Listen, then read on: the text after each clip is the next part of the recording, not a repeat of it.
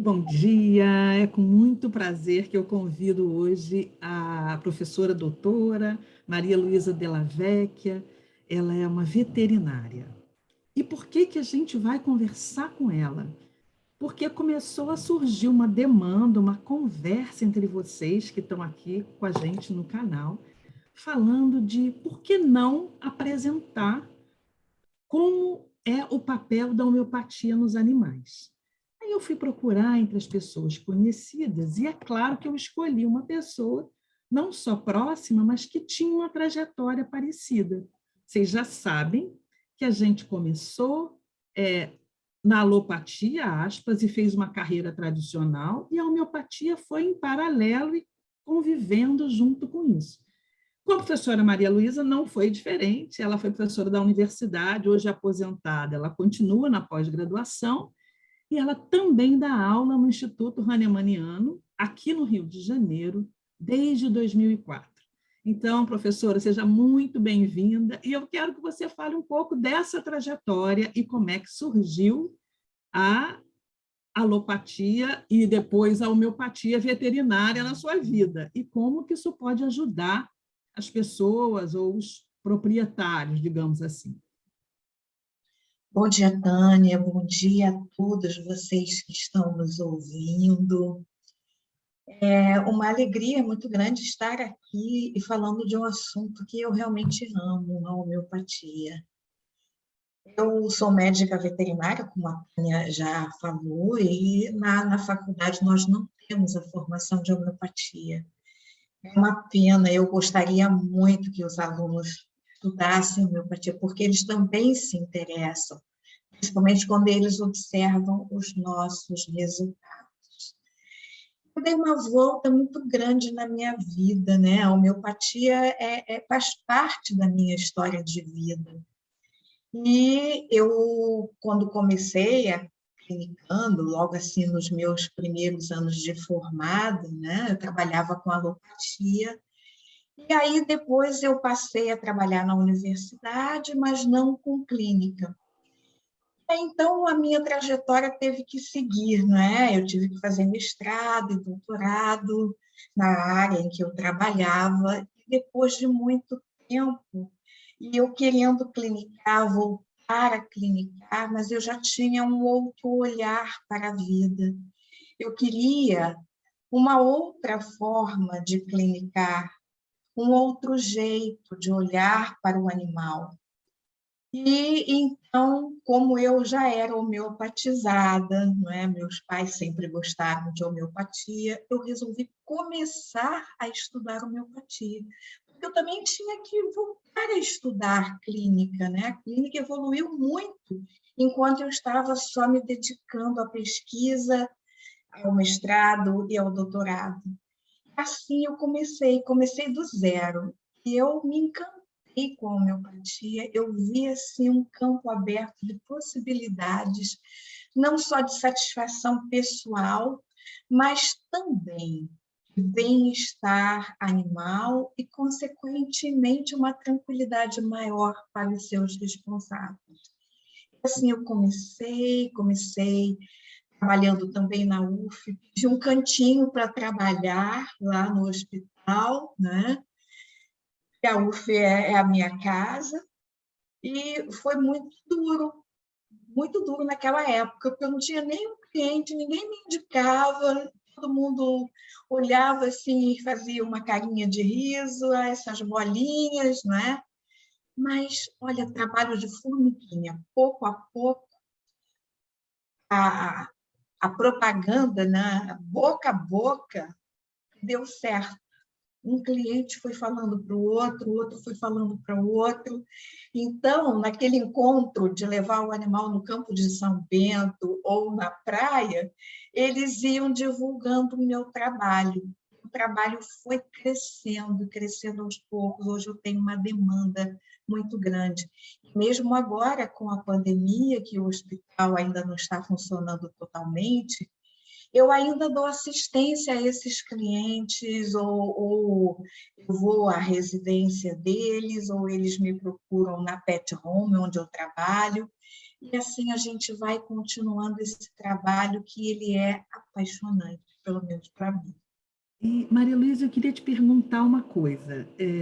Não é incomum que eu, que só atendo humanos, né, que os seus proprietários, no caso que a gente está falando dos animais, cheguem para mim e comecem a comentar: Tânia, meu cachorro, geralmente, ou é cachorro ou é gato. Não é diferente disso. Os pets mais comuns são esses, pelo menos lá no consultório de humanos, né? E eles falam: meu cachorro começou a ficar assim, assado, eu já não sei mais o que eu faço com ele e tal. E eu falo assim, e eu observo, porque eu acho que a gente tem um olhar, que é o olhar para aquela pessoa dona do cachorro, e a gente observa o cachorro.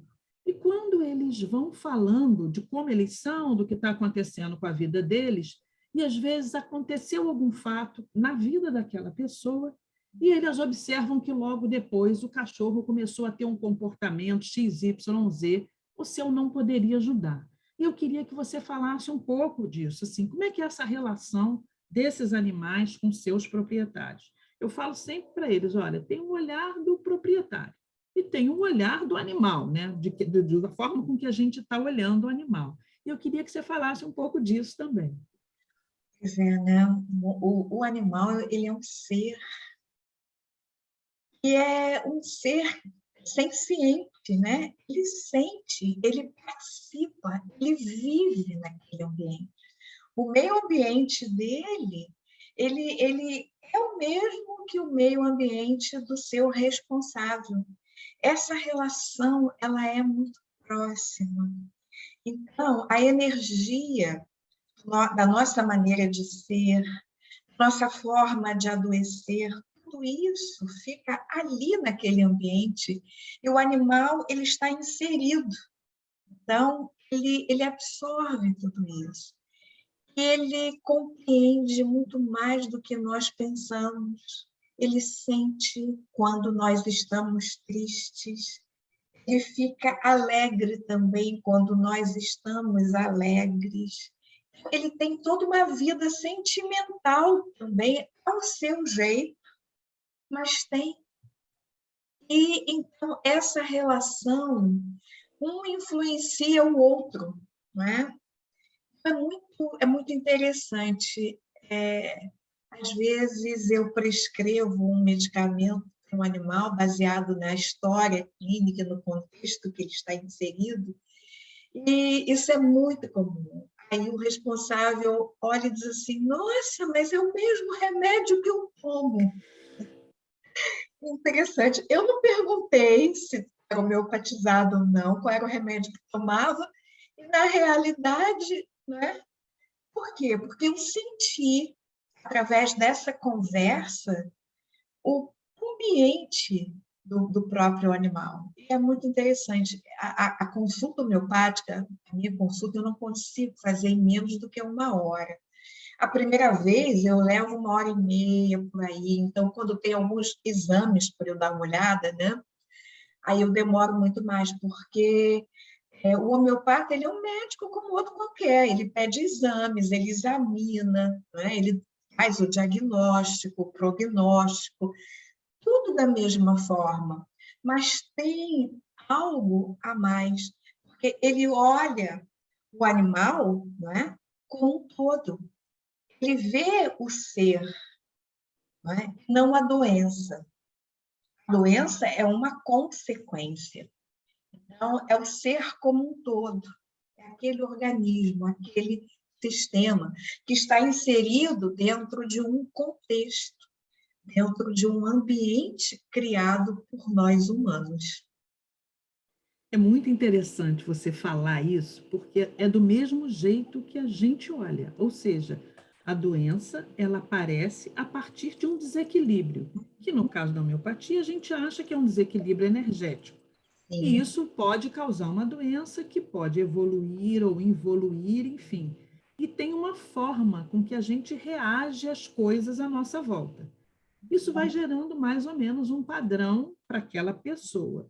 Pelo que você está falando, com o animal não é diferente. Você antes de ver, ou além de ver a doença, você vê como ele mudou o comportamento, a forma com que ele está reagindo ao dono, ou ao ambiente, ou ao desejo que ele pode ter maior ou menor de sair, ou de ir para o parque, ou de ir para a praia, enfim. Como é que aparece esse jeitão do animal? Ou quais seriam as dicas assim para o proprietário perceber, olha, algo está errado. Ou não vai adiantar tratar só a doença, tem alguma outra coisa que está acontecendo aqui. Isso é muito interessante, né?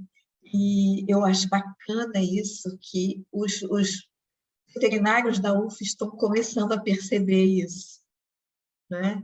É muito interessante, principalmente os dermatologistas, eles dizem assim para mim: olha, eu já fiz tudo que eu podia dentro da dermatologia, tem algo a mais aí. Esse algo a mais é com você. Então, eu fico muito feliz de ver que essa mentalidade já está sendo criada dentro da universidade, né? É muito interessante. Então, se por um lado, eles às vezes acham, isso aí, essas bolinhas são, elas são mentais, ou seja, as pessoas pensam que vão melhorar e com isso melhoram mesmo e transmitem isso para o animal. Mas, por outro lado, eles observam os resultados e conversam com os seus tutores, né? Então, sabe que realmente a homeopatia funciona. E é interessante porque o animal, ele não sabe que ele está tomando homeopatia, né? Ele não sabe. Nós humanos sabemos. Então, pode haver um efeito placebo, mas o animal não sabe. Ele não sabe. Você pode dar para ele uma pilulinha gostosa e pode dar a homeopatia, as balinhas, como todo mundo diz. Na realidade, são as bolinhas que vão fazer a diferença, né? E, então, isso é muito interessante para nós, a gente observar os resultados, e é por isso que eu sempre fotografo os meus pacientes, né? E eu gravo, às vezes, quando é problema de locomoção, alguma coisa nesse sentido, porque eu mostro em sala de aula, mostro para os alunos, mostro assim, em palestras, que realmente a gente pode provar. E os exames laboratoriais que também provam muito, né? Quando há algum problema, assim, insuficiência renal, como a gente pode melhorar a qualidade de vida do animal. E é interessante também porque a homeopatia não é que seja algum milagre, não é isso. Há determinados casos que já são mais crônicos, que o animal também já é um animal que tem uma idade mais avançada, então fica um pouco mais difícil, são os obstáculos à cura. Mas sempre há o que fazer dentro da homeopatia. Nesses momentos, a gente trabalha junto com os alopatas, né? Então, essa associação é muito importante. Toda vez que a gente consegue diminuir o número de medicamentos alopáticos que o animal vem tomando, isso já é uma grande vantagem para nós, né? Isso já é muito bom. Eu queria destacar 2 pontos na sua fala. Um é a crítica que a homeopatia recebe sempre em relação a ser ou não placebo, ou mudar ou não fazer o menor efeito. E você usou um exemplo que é maravilhoso, quer dizer, o animal ele não sabe se ele está tomando placebo ou se ele está tomando homeopatia, e você vê de fato a melhora. E isso é um dado muito importante, porque você vê a melhora da doença, melhora dos sintomas, etc. Então, isso é uma coisa bem legal para as pessoas prestarem atenção. Quer dizer, quem se trata com homeopatia já sabe. A gente está olhando para a resposta da energia vital daquele indivíduo, então, ou daquele cachorro, daquele pet. E comigo não foi diferente. Eu tenho uma irmã veterinária também, que ela costumava me ligar: Tânia, tá, tem um animal assim, assim, assim, o que eu vou fazer? Eu falei assim: presta atenção, não sei, não tenho a menor ideia, não trato de animais, eu trato de gente. Aí ela mudava rapidamente: então tá bom, faz de conta que você está recebendo aí uma criança de 2 anos que está assim, assim, assim. E quando ela descrevia o fato, né, era uma criança de 2 anos que fazia assim, assim, assim, eu falava falava, olha, eu daria esse remédio e esse como diagnóstico diferencial. E ela ia lá, examinava aquele animal e usava os critérios que ela gostaria e dava o remédio. E, de fato, eles melhoram. Então, a primeira coisa é essa, quer dizer, a homeopatia não só trabalha, né, com a energia vital e ela vai dar respostas, independentemente de ser humanos ou de serem animais, isso é uma outra coisa. E a segunda coisa que eu queria chamar a atenção foi isso que você falou. Os colegas da sua própria prática na universidade começaram a questionar esse algo a mais, essa outra possibilidade de ver ou de olhar. Ou seja, existe uma possibilidade de trabalhar com ambas as coisas. A veterinária mais clássica e a homeopatia. E como é que você faz isso no teu cotidiano? Então, né? Normalmente, quando o animal vem, era uma fatia grande, né, do meu bolo aí de clientes. Vinha porque já não tinha mais antibiótico que desse jeito. Nem antibiótico, nem anti-inflamatório, já estava resistente a tudo. Então, era a última tentativa. Esses animais são mais difíceis de serem tratados, né? A gente vai diminuindo, né? Vai desmamando. Se for caso de pele, por exemplo, corticoide, muito corticoide, aí eu faço tautoterapia.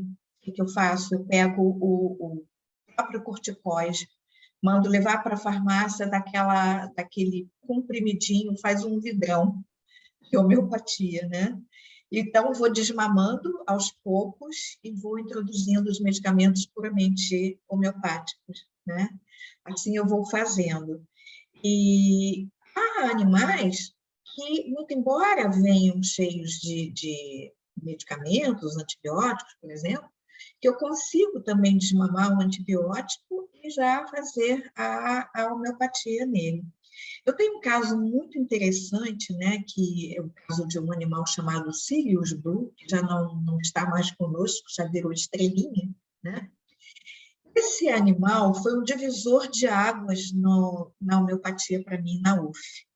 Um gato, um felino. Olha, Tânia, eu atendia 1 ou 2 gatos por ano. Eu sempre faço a minha casuística, né? O resto era cachorro? Era cachorro, eu não atendia gato. Mas sabe por quê? Porque na UF tem uma veterinária que é especialista em felinos. Na triagem, tudo quanto era gato ia para ela, ia para ela, ia para ela, né? E cá entre nós, né, não acreditava muito na homeopatia, não. Era muito interessante. No início, que eu falei para você que eu tinha poucos clientes, que eu ficava lá, às vezes, assim, atendia 1, 2, o dia inteiro, né? Por quê? Porque na triagem eles iam mandando para todo mundo, menos para mim. O responsável precisava querer muito ser atendido pela homeopatia. Não, eu quero homeopatia. Ninguém me mandava ninguém. Eu também não fazia divulgação nenhuma, né? Aí, um belo dia, me chega uma pessoa, foi trazida pela veterinária especialista em felinos, com esse animal. E o animal, Tânia, eu tenho fotos dele, esse animal, ele foi assim, ele apareceu na minha vida e foi assim, um divisor de águas. Esse animal, ele era de uma bióloga lá da Fiocruz. Olha, Interessante, né? Ela mora ainda lá na Barra da Tijuca. Olha só, ela vinha da Barra da Tijuca para Niterói. Quantos veterinários ela não passou, né? para ser atendida na universidade, Para imagina, ser deve ter atendida na passado por universidade. muitos. Exatamente, muitos. Aí chegou nessa veterinária de felinos e ela também não deu conta. Ela virou para mim e falou assim, olha, eu não sei mais o que fazer, não tem mais. Então, eu estou mandando para você, estou chutando.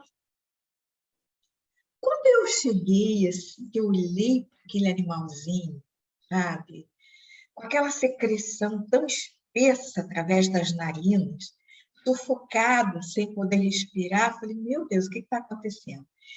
E a responsável com uma pilha de exames, mas tudo quanto foi exame que você pode imaginar tinha sido feito, né?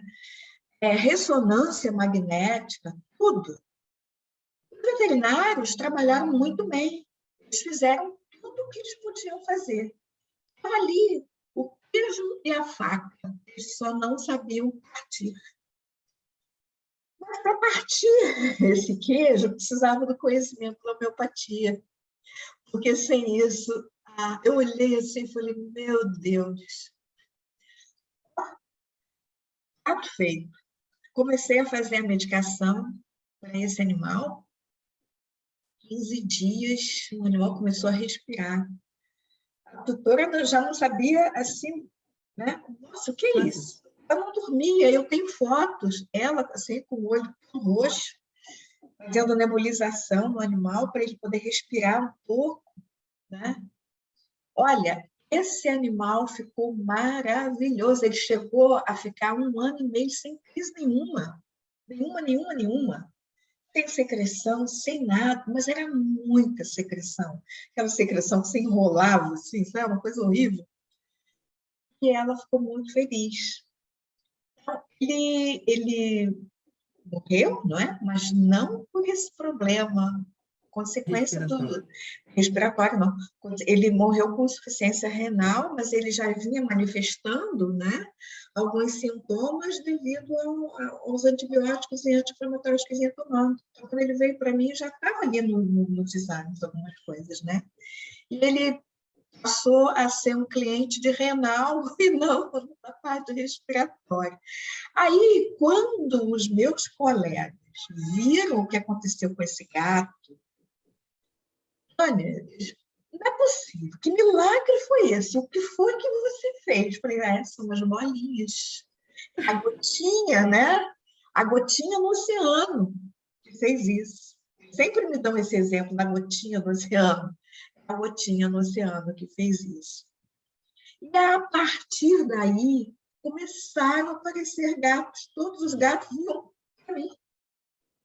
Foi incrível, né? Esse animal, inclusive, né? Eu apresentei num congresso também, fez um sucesso incrível. Eu digo, nossa, o que eu devo a esse felino, eu devo muito, porque ele realmente foi um divisor de águas na minha vida como médica veterinária. Isso é uma coisa importante que você falou. Eu vou resgatando, assim, fazendo os paralelos com a prática de humanos, né? Ele tinha energia para reagir. Sim, Então, era na só hora que você escolheu um medicamento adequado para ele respondeu e melhorou. Mas parte desse animal estava comprometido, provavelmente por drogas, pelo que você falou, e tinha uma lesão renal que já não era passível de recuperação.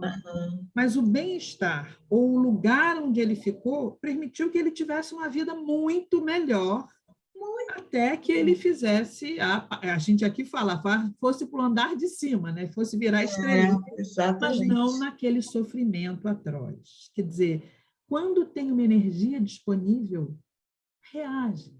Sim. E isso é interessante na homeopatia para compartilhar. Quer dizer, na homeopatia, o incurável, aspas, é dado pela capacidade dessa energia reagir ou não.